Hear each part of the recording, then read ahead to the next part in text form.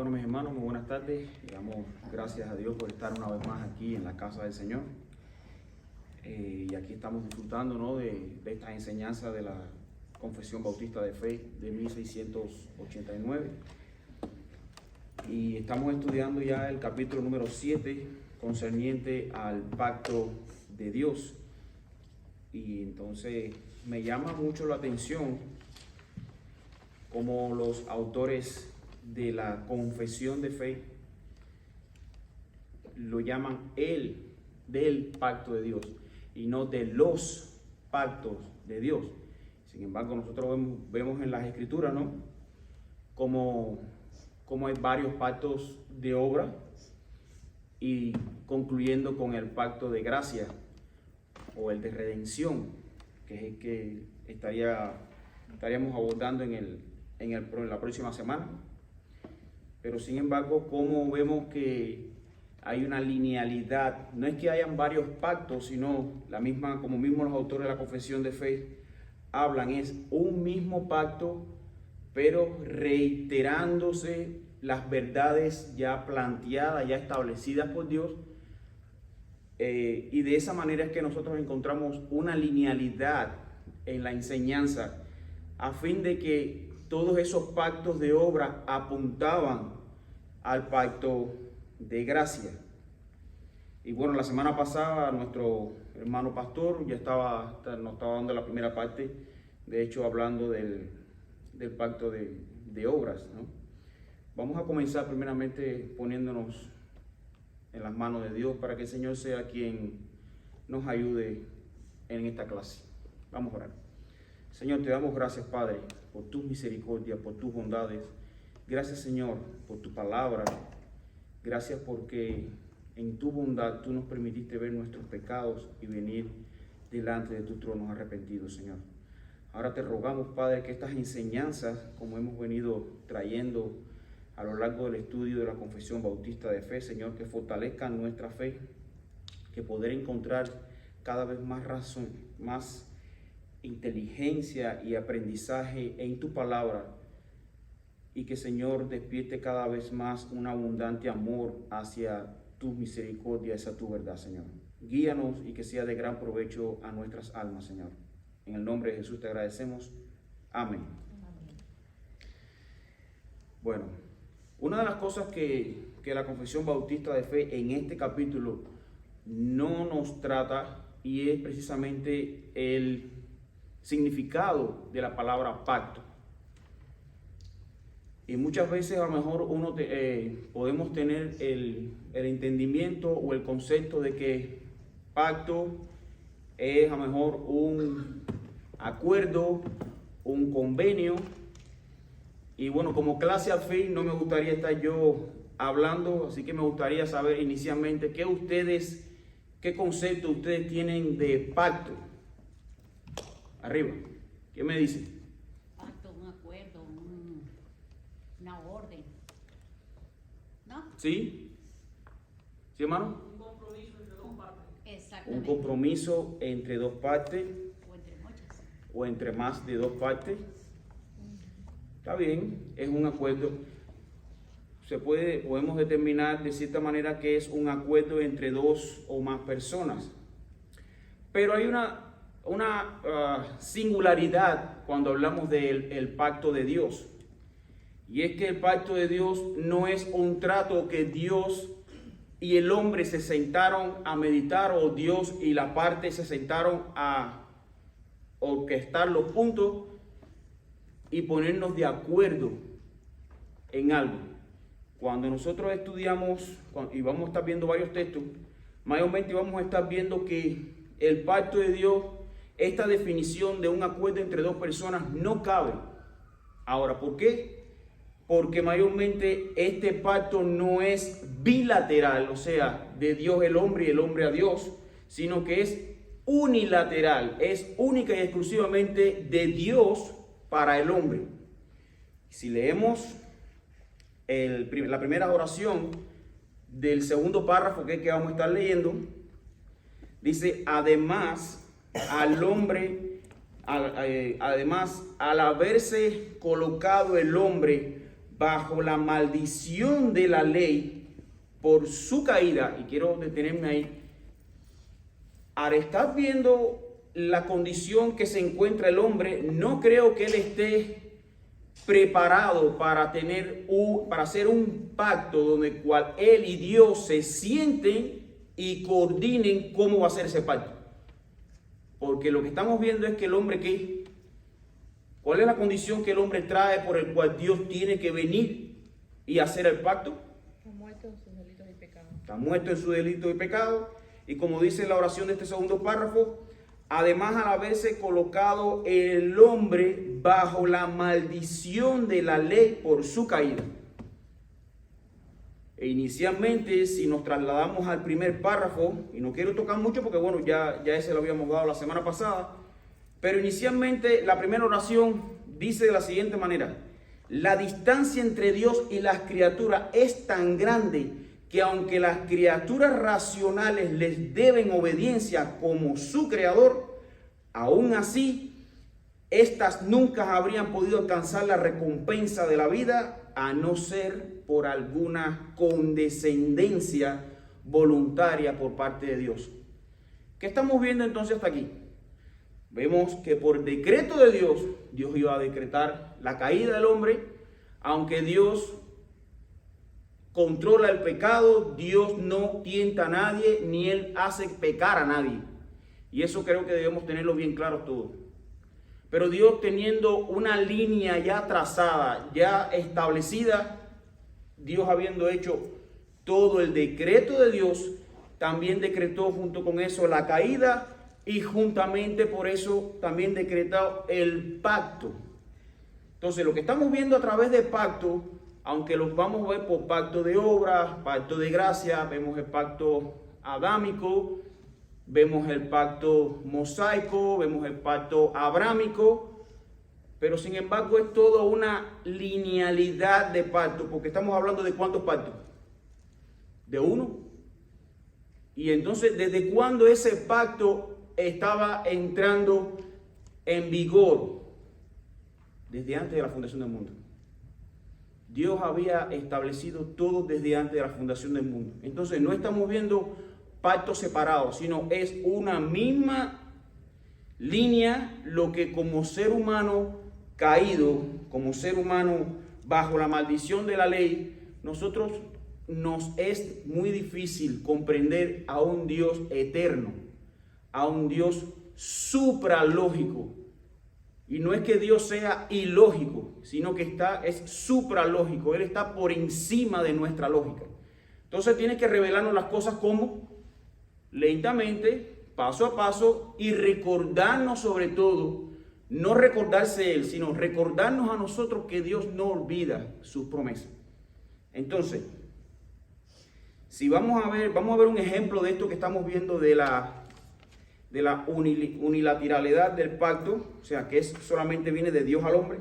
Quiero que busquemos, hermano, en Génesis capítulo 6, versículo 18.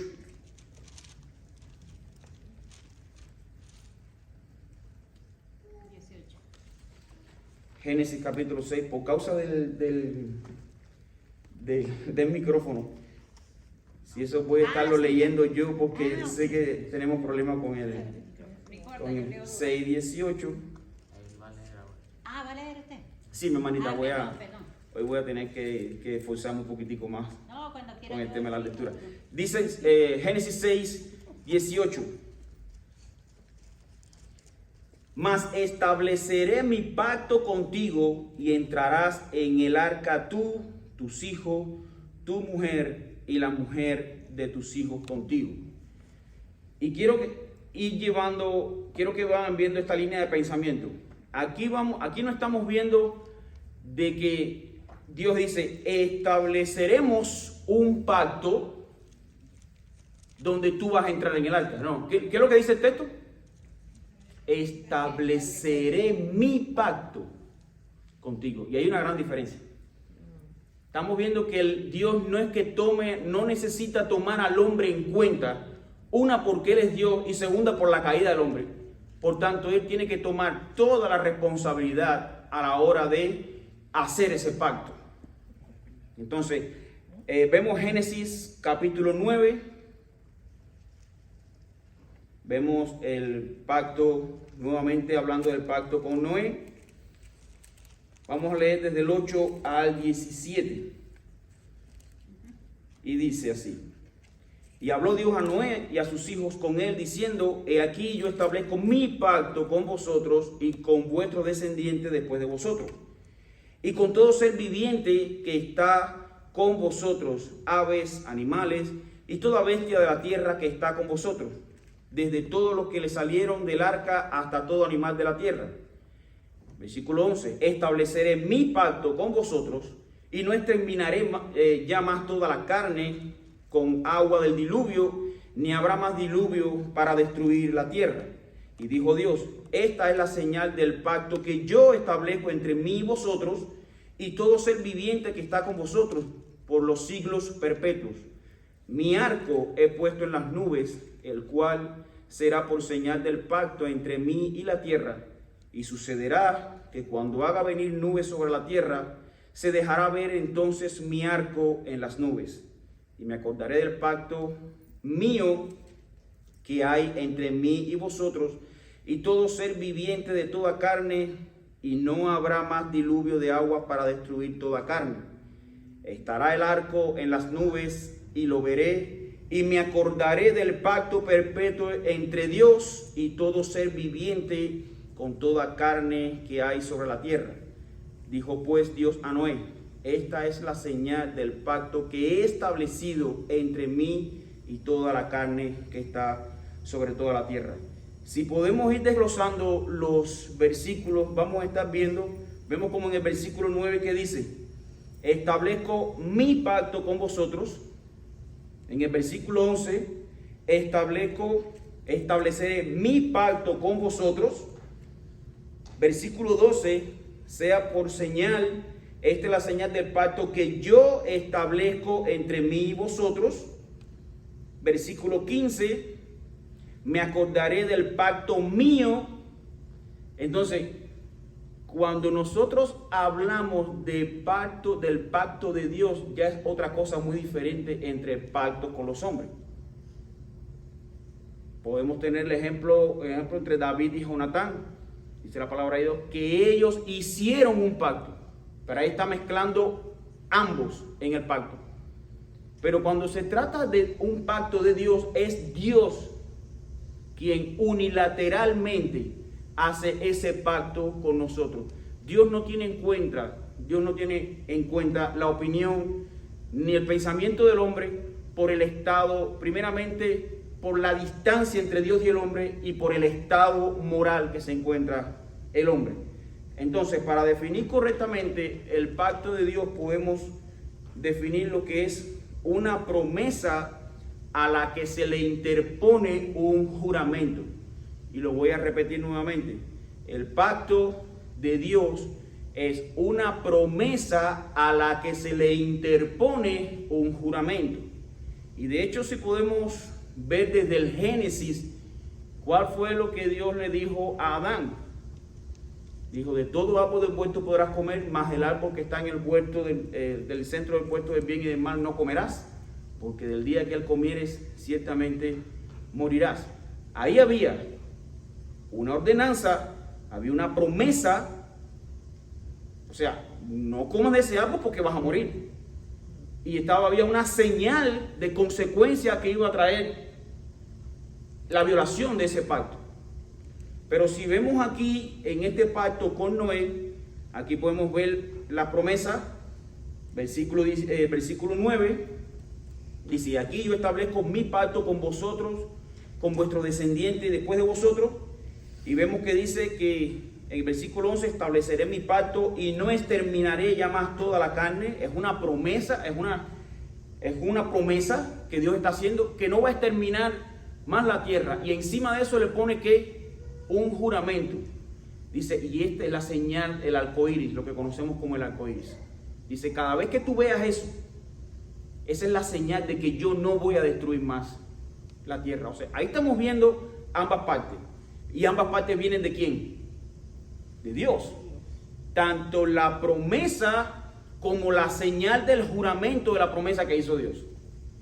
Y así lo vamos a ver más adelante, que Dios no necesita al hombre, al contrario, Dios vio en su bendito plan decretar la caída, decretar también los elegidos, pero también decretarlo a través de un pacto del cual le va a estar recordando al hombre de que Dios no miente y Dios no va a dejar a medias su plan de salvación. Entonces, habiendo visto, vamos a ver varios puntos con respecto a la necesidad del pacto. Entonces, vemos en las primeras dos líneas del segundo párrafo, dice: además al hombre colocarse, al haberse colocado el hombre bajo la maldición de la gracia de la ley por su caída, agradó al Señor hacer un pacto de gracia. Y esta palabra la encontramos por segunda vez en la Confesión Bautista de Fe. ¿Dónde es que aparece primera vez la palabra y agradó a Dios?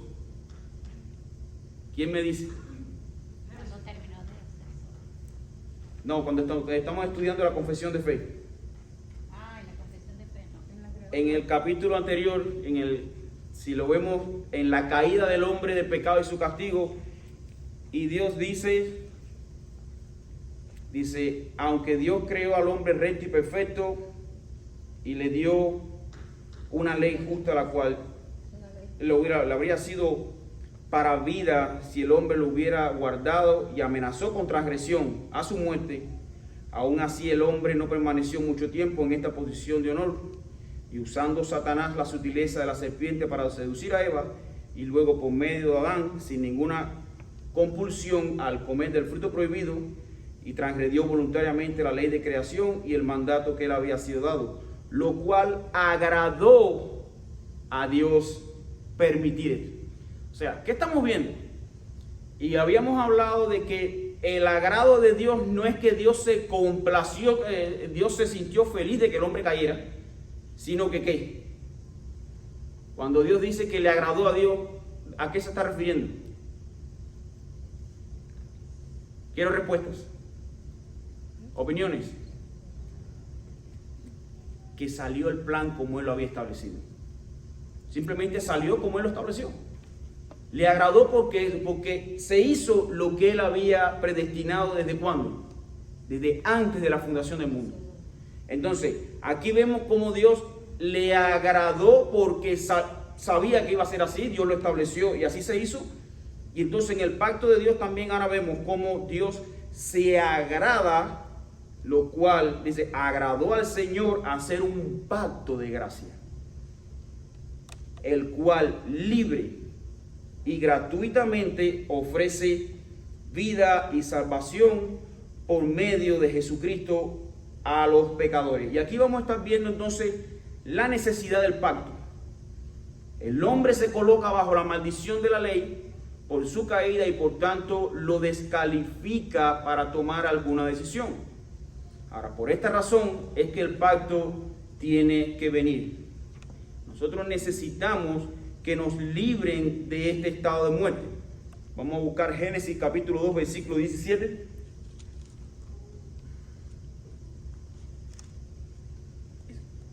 Ese mismo micrófono no se le puede dar a alguien para que vaya leyendo. Pero yo creo que se oye porque estamos...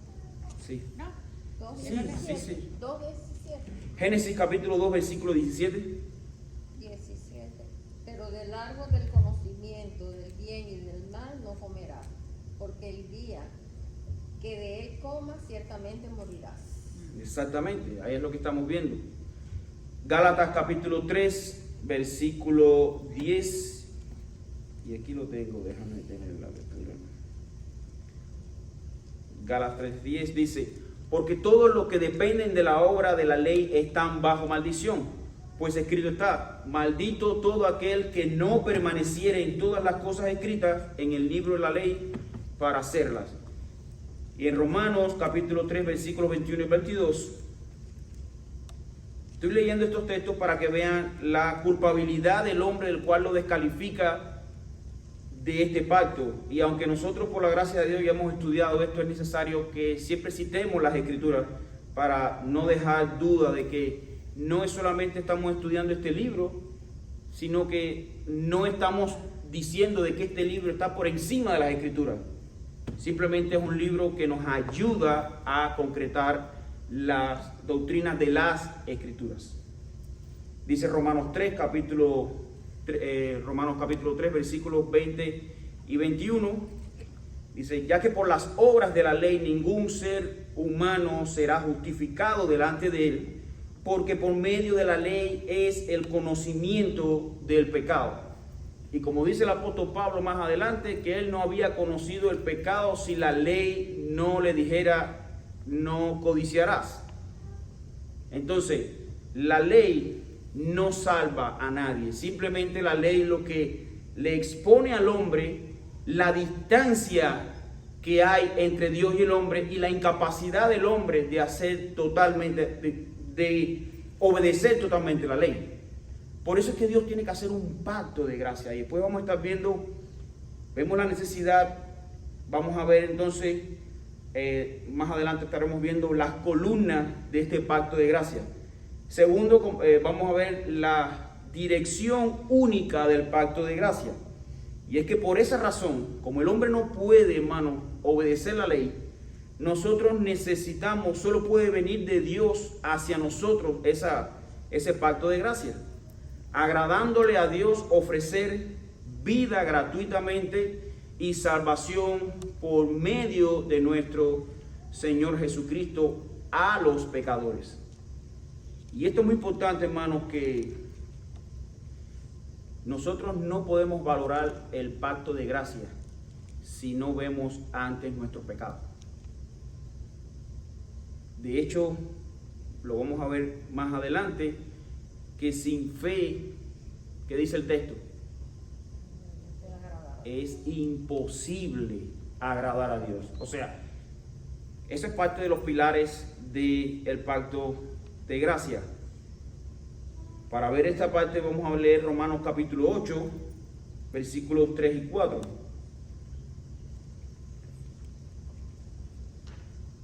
Dice, porque lo que era imposible para la ley, por cuanto era débil en la carne, y fíjate las características que da la ley, por cuanto era ¿qué? Imposible para la ley, por cuanto era débil en la carne, ¿qué cosa? Librarnos de este pecado, de este cuerpo, de este pecado y de la muerte. La ley era imposible hacerlo. Por cuanto era débil en la carne, Dios, enviando a su Hijo en semejanza de carne de pecado, y a causa del pecado, condenó el pecado en la carne. O sea, no solamente estamos viendo que el ser humano, en su condición caída, se descalifica totalmente para poder alcanzar algún tipo de satisfacción ante los ojos de Dios, que Dios se sienta complacido con la actitud del hombre. No lo hay. Tiene que ser por medio de ¿quién? De Jesucristo. Y como lo habíamos estudiado en la clase el miércoles, que Jesucristo en ese momento, Cristo era siendo 100% Dios, pero él dice que se despojó como cosa de esa deidad, como cosa que aferrarse, y se hizo 100% hombre. En él habitaron las dos naturalezas. Por eso él, como cabeza federal, pudo pasar la prueba y librarnos de la condenación de Adán. Dios no nos culpa, y eso, que hermanos, quiero que quede claro, Dios no nos culpa por el pecado de Adán. Nosotros no acarreamos la condenación de Adán. Nosotros ahora, como cabeza federal en Cristo, nosotros tenemos redención de nuestros pecados. O sea, no es que yo soy inocente, pero bueno, aquel me embarcó y yo tengo que acarrear el problema de aquel. No. Simplemente que nosotros tenemos una naturaleza caída, pero rescatada por Cristo. Ahora, si seguimos viendo, vamos a ver las columnas del pacto de gracia. Y lo he titulado así porque cuando ahora leamos, vamos a ver cómo no solamente Dios pone el pacto, Dios establece el pacto, sino que también Dios provee todas las cosas para el establecimiento y duración y cumplimiento de ese pacto. Dice, Dios no solo hace el pacto, sino que también provee todo lo necesario para este pacto. Demanda fe en él para ser salvo. Y dice el párrafo de los autores de la confesión de fe, y dice, el cual libre y gratuitamente ofrece vida y salvación por medio de Jesucristo a los pecadores, demandándoles fe en él para ser salvo. Vamos a ver Romanos capítulo 10, versículo del 8 al 17.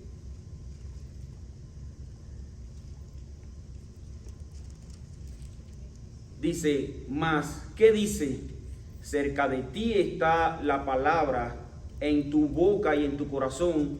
Esta es la palabra de fe que predicamos, que si confesares con tu boca que Jesús es el Señor, y creyeres en tu corazón que Dios le levantó de los muertos, serás salvo.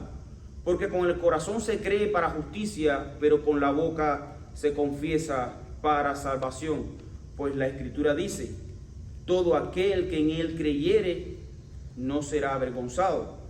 Pero no hay diferencia entre judío y griego, pues el mismo que es Señor de todos es rico para con todos los que le invocan. Porque todo aquel que invocare el nombre del Señor será salvo. ¿Cómo pues invocarán a aquel en el cual no han creído? ¿Y cómo creerán en aquel de quien no han oído? ¿Y cómo oirán sin haber quien les predique? ¿Y cómo predicarán si no fueren enviados? Como está escrito, cuán hermosos son los pies de los que anuncian la paz, de los que anuncian las buenas nuevas. Mas no todos obedecieron al evangelio, pues Isaías dice, Señor, ¿quién ha creído a nuestro anuncio? Y dice versículo 17, así que la fe es por el oír, y el oír por la palabra de Dios. Entonces, cuando nosotros vemos este texto, podemos ver que Dios provee la fe por medio de su palabra. Por eso es que Dios mandó en Marcos capítulo 16, versículo del 15 al 16, a los apóstoles a que llevaran el evangelio, porque no hay otra manera de adquirir fe que no sea por medio de su palabra. Por eso nosotros tenemos que tener mucho cuidado, hermanos, cuando alguien viene, no, yo conocí al Señor, yo vi, estaba en una cantata y Dios me habló. Si no se predicó el evangelio, tú estás cambiando conversión con emoción.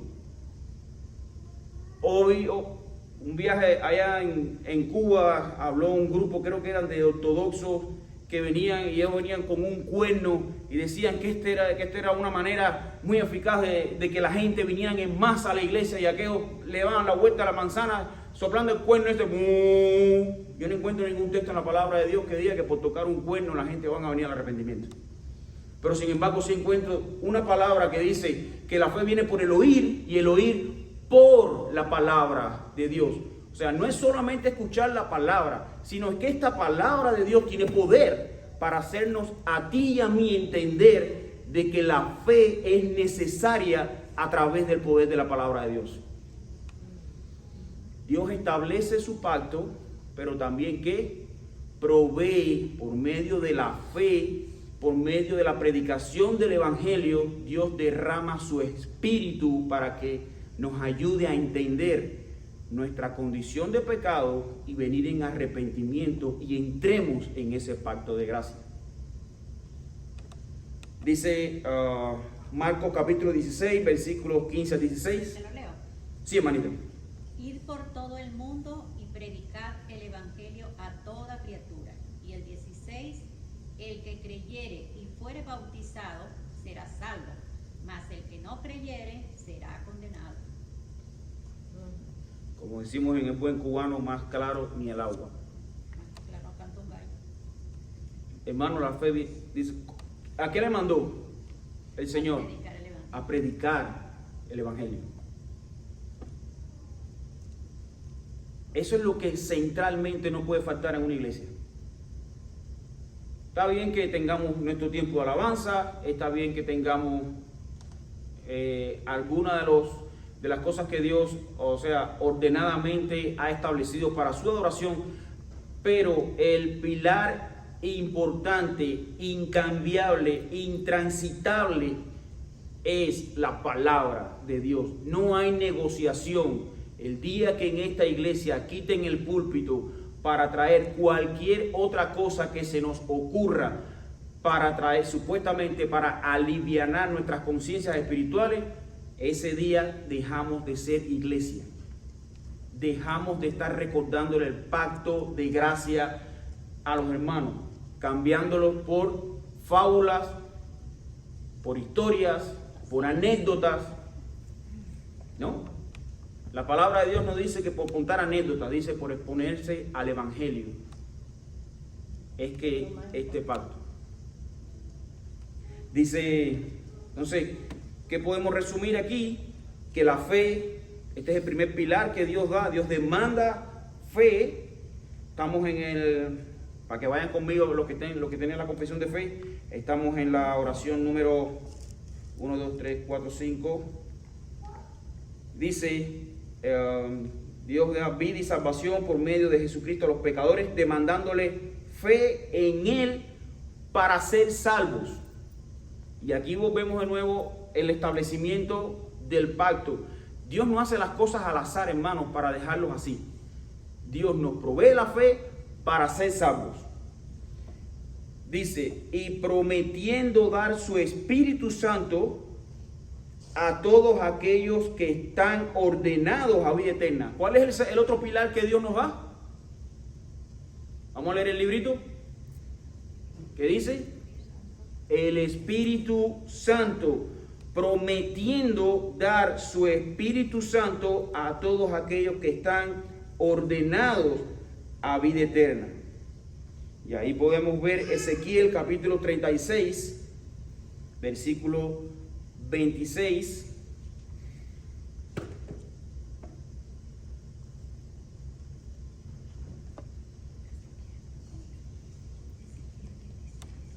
Ezequiel 36, versículo 26.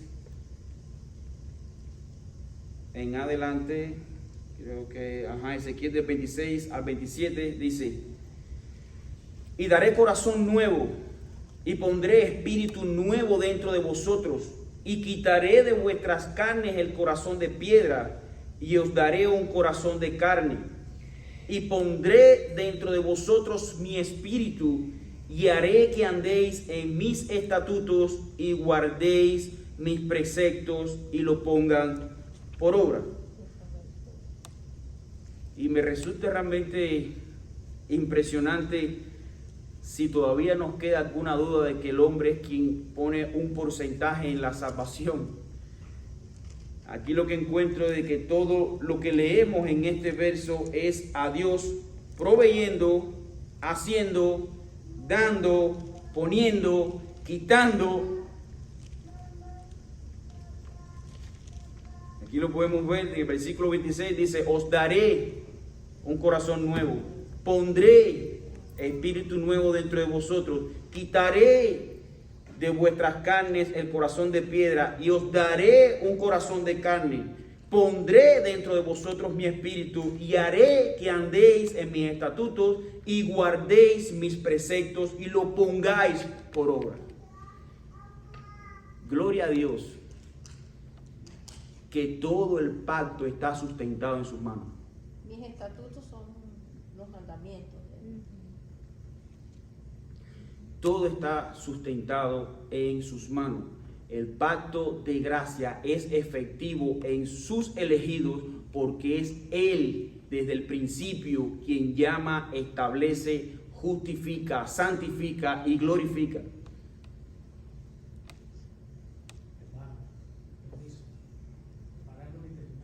¿Sí? Que si los estatutos son sus mandamientos. Sí. Ahora, lo que pasa es que bajo el pacto de gracia nosotros no obedecemos la ley. sino que es su Espíritu, el Hijo de Dios, quien cumpliendo la ley, en esa doble imputación que hubo en la cruz, nuestros pecados fueron imputados en Cristo y a nosotros se nos imputó la justicia de Cristo, que es por esa justicia que nosotros andamos en obediencia. O sea, es esa justicia que hace que nosotros obedezcamos. No es que nosotros ahora obedecemos la ley. No, nosotros en la condición que estamos, nosotros no va a ser imposible obedecer la ley. Ahora es su Espíritu que nos ha justificado y nos ha imputado en nosotros esa justificación. O sea, aún así nosotros no podemos cumplir la ley. Por eso es que imperiosamente necesitábamos un pacto. ¿Por qué? Por gracia. Si la ley salvara, hermano, Cristo no hubiera necesitado ir a la cruz. Si la ley salvara, el hombre guardaba los 10 mandamientos perfectamente y no había ningún problema. Pero es que ese es el problema. El hombre es incapaz de cumplir la ley. Y de hecho, como vimos en Romanos, la ley que no salva a nadie. La ley lo que mostraba era la culpabilidad del hombre y la incapacidad del hombre de hacer algo bueno para Dios. Ese es el estándar, ese es el 100% que Dios demanda. Es que Dios es perfecto. Dios no te puede demandar un 99% porque Él es perfecto. No hay un ápice de incapacidad en Dios. De hecho, cuando encontramos en el Evangelio, en la carta de Pedro, que dice: sed santos, porque yo soy santo. Ahí Pedro, inspirado por el Espíritu Santo, nos está diciendo: traten entre lo posible de tratar de ser santos. No, es una orden. Está en tiempo verbal en imperativo. Es una orden. ¿Por qué? Porque Dios ha puesto en nosotros su justicia, su Espíritu, para que andemos en su camino. Nosotros vamos a tener incapacidades, pero nosotros estamos en las manos de Dios. Dios nos ha sellado con su Espíritu. Ahora, eso no quiere decir que caigamos, que nos acostumbremos a una mediocridad espiritual. No, parte de ese sello es la perseverancia de los santos. ¿Quería decir algo? No, porque te levantando la mano. Okay. Es esa perseverancia de los santos. Es que Dios provee eso. Dios no solamente provee la fe como primer pilar, Dios provee también darnos ese Espíritu Santo para que a todos aquellos que están ordenados a vida eterna, y todo esto lleva un fin. ¿Y qué dice la última oración del segundo párrafo? Con el fin de darle la disposición y la capacidad para creer. O sea, Dios no pone 3 pilares para que tú hagas el resto. No, aún Dios nos provee la fe por medio del Evangelio, nos provee su Espíritu Santo para vida eterna, sino que también nos ordena, dice, santos a todos aquellos que están ordenados para vida eterna, con el fin de darle la disposición y la capacidad para creer. Y vamos a ver algunos textos. Vamos a ver Juan capítulo 6, versículo 44. Sí, hermana, lea, por favor. Ninguno puede venir a mí si el Padre que me envió no le trajere, y yo le resucitaré en el día postrero. ¿Qué porcentaje deja ahí para que el hombre pueda o no pueda hacer? ¿Hay alguien que pueda venir sin la gracia de Dios? No. Ninguno puede venir a mí sin qué, sin que el Padre lo trajera. ¿Cuál fue la mayor bienaventuranza que tuvo Pedro? Cuando Cristo le preguntó: ¿quién creen ustedes que soy yo? ¿Qué fue lo que dijo Pedro? Tú eres el Hijo del Dios Altísimo. ¿Y qué fue lo que dijo el Señor? Bienaventurado eres, Pedro, porque fue Dios quien te lo reveló. Si Dios no nos revela esa verdad, nosotros jamás voluntariamente sacáramos la cuenta de que Él es el Hijo de Dios. Es Dios quien revela tanto a Pedro como a cada uno de nosotros de que Cristo es Dios. Esas son las señales, hermanos, del sustento, de esos pilares que Dios pone para sustentar la gracia, para que nosotros podamos estar confiadamente en ese pacto de gracia. No es por obra. Ya en estos momentos estamos en un pacto mucho mayor, mucho mejor. Es por gracia. Y al ser por gracia, tiene dos cosas. Dios no necesita de nosotros. Y segundo, es gratuito. Nosotros no tenemos que hacer nada para merecer esa gracia. Ya Dios lo hizo. Lo que Dios hizo fue sacar nuestro pecado de nuestra cuenta bancaria, ponérselo a la cuenta de Cristo, y en Cristo hubo esa doble transferencia que nos puso en nuestra cuenta la justicia de Él. Eso fue lo que hubo, hermano. Y como le dije en la otra clase, no quiero convertir esto en un sermón. Si alguien tiene algo que decir, por favor, que comparta. Estamos para esto, es una clase. ¿Duda? ¿Comentario? O todo se entendió o no se entendió nada. Bueno, seguimos entonces. Espero que sea que todo se entendió. Algo se entendió. Entonces vamos a buscar otro texto, el Salmo 110, versículo 3. Lo tengo aquí. Sí, léalo, hermano. Tu pueblo se ofrecerá Sí. voluntariamente en el día de tu poder, en el esplendor de la santidad, desde el seno de la aurora. Tu juventud es para ti como el rocío. Ese es el Salmo 110, 3. 103. Tu pueblo te ofrecerá voluntariamente. Ok, sí, lo que era largo, por eso me llamó la atención. Sí, hermano, dígame. Sí, que es importante ver aquí en lo que es la confesión. A lo mejor lo mencionaste, pero yo diré después, pero nosotros vemos que aquí tenemos el pacto de obra, el pacto de gracia y el pacto de redención. Pero por alguna razón, no sabemos por qué, realmente los teólogos de la confesión pusieron el pacto de redención de último. Sí, de hecho, Realmente es el principio de lo que es el pacto de redención. es que el pacto de redención y de gracia significa lo mismo. Es parte, va convoyado en un mismo pacto. Sí, pero se explican, hay que explicarlo separado. Para que se pueda... Sí, exactamente. Entonces, bueno, el pacto de redención, lo que mayormente viene hablando es que está completo la salvación por medio de Cristo.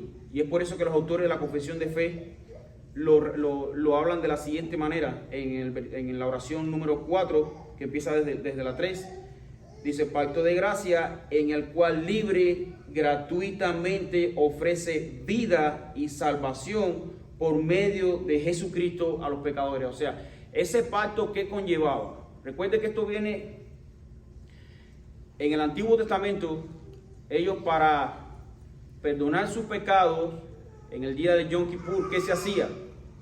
Se daba un cordero en sacrificio.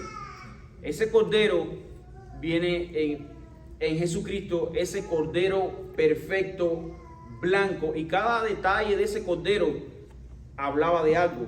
Un cordero perfecto significaba que el Hijo de Dios que iba a ser crucificado no iba a tener ningún pecado. Él no iba a ser crucificado primero por sus pecados para después salvarnos a nosotros. No. Él era perfecto. Blanco. ¿Por qué? El blanco, ¿qué significa el color blanco? Pureza, santidad. Entonces no solamente era un cordero perfecto, sino también un cordero santo. ¿Y quién podía cubrir esa expectativa? Solo el Hijo de Dios. Solo el Hijo de Dios.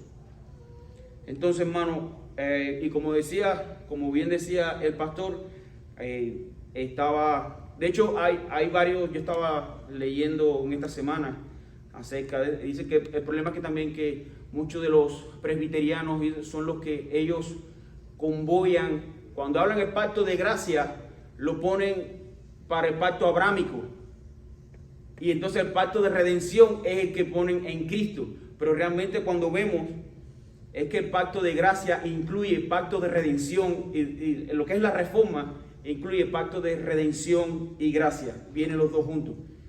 Es que el mismo Ezequiel, Sí, dime. Perdón, el pacto de gracia es, perdón, el pacto de redención es el acuerdo que hicieron las tres personas de la Trinidad. Exacto. Desde antes de la Fundación del mundo. De hecho, sí lo explicamos. De redimir, por eso lo que tú estás diciendo, que se conecta con el pacto de gracia. Es que de hecho, como veníamos diciendo a principio, no se habla de los pactos de Dios, se habla del pacto de Dios. Y es que como mismo Dios estableció el pacto, lo estableció juntamente desde su decreto, así que este pacto es eterno junto con su decreto. Dios alineó todas las cosas y por ende tuvo que poner ese pacto para poder también tener esa restauración en el ser humano. Y al final todo apunta ¿para qué? Para su gloria y su honra. Entonces, lo que vemos en los pactos, tanto adámico, abrámico, mosaico, davídico, son simplemente recordatorios de a dónde iba a apuntar finalmente, que era la cruz de Cristo, y el cual, imputándonos su Espíritu Santo, ya íbamos a estar sellados por su Espíritu Santo. Pero recuerde que esto simplemente tuvo un tiempo de aplicación en la historia, pero nosotros estábamos siendo destinados para la salvación desde antes de la fundación del mundo. O sea, este pacto estaba determinado desde antes de la fundación del mundo, tanto el pacto de obra como el de gracia. Lo que pasa es que ahora nosotros somos privilegiados porque estamos bajo el pacto de gracia.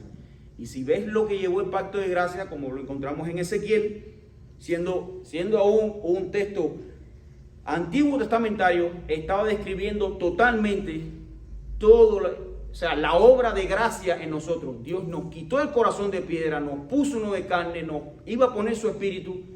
Recuerde que en el Antiguo Testamento el espíritu simplemente venía sobre aquel del cual Dios iba a usar. Pero en este momento ya no. Ya Dios deja su espíritu dentro de nosotros, morando en nosotros, y es quien nos redarguye, nos enseña, nos muestra su pecado, nuestro pecado, para así nosotros tener, es parte del sello del Espíritu Santo. Bueno, hermanos, de esta manera estamos como ya poniendo fin a esta clase, a este segundo párrafo. El tercer párrafo ya vendría entrando más al detalle de lo que es lo que es pacto de gracia. Pero es lo que te digo, es difícil desligar pacto de redención y pacto de gracia. ¿Por qué? Porque uno emana del otro. Uno es el sello del otro. Recuerde que sin sangre no hay remisión de pecado. O sea, por eso es que Dios en su pacto nos muestra por medio de su Hijo, dice, para los pecadores, y a través de la fe, dándonos la fe para que entendamos, dice, como vimos el texto, sin fe es imposible agradar a Dios. O sea, estos pilares lo que muestran que son el sostenimiento de que la gracia, de que el pacto de gracia aún está vivo. No es algo que ya fue derogado, no es algo que ya no necesita cumplir, no. Nosotros aún, hasta el día del Señor Jesucristo, nosotros estamos dentro de ese pacto. Y por eso es que es Dios quien lo sostiene. No depende del que quiere ni del que corre, sino de Dios que tiene misericordia. Y qué bueno entender esto, hermanos. Mira, la verdad, qué bueno entender esto, porque lo que estamos viendo es que Dios nos incluyó en su pacto. Tú puedes explicarle esto a los más eruditos, a los más científicos, y no lo entienden. Para nosotros, para ellos, ¿qué cosa es esto? Locura. Pero a Dios quiso que a través de la locura del Evangelio viniéramos a arrepentimiento. Pero esa locura solamente es asequible a nuestras mentes por medio del Espíritu, que nos muestra nuestro pecado, que nos muestra nuestra incapacidad y la necesidad imperiosa que tenemos de un Salvador. Así de sencillo. ¿Cuánta gente allá afuera en el mundo, hermano, no gasta dinero en religiones paganas, haciéndose 20 cosas? Porque ellos quieren buscar una manera de que ellos tengan que hacer algo para merecer eso. la eficacia de la gracia es que lo primero que Dios nos desnuda moralmente para que entendamos que no merecemos nada y es únicamente a través de Él que podemos venir de muerte a vida. Bueno, hermano, hasta aquí esta clase. Espero que hayamos entendido, ¿no?, la necesidad del pacto y que gocémonos hoy, porque este Dios que un día, hace más de 2000 años, murió en una cruz, un día como hoy estamos celebrando su resurrección. Y aunque el mundo lo está celebrando una vez al año, nosotros cada domingo venimos aquí para celebrar que su resurrección. Para nosotros Dios ha resucitado todos los días. Él es glorioso todos los días. Hoy es nuestra fiesta solemne para agradarnos delante de Dios. Nuestro día santo separado para Dios. Bueno, hermano, que el Señor les bendiga.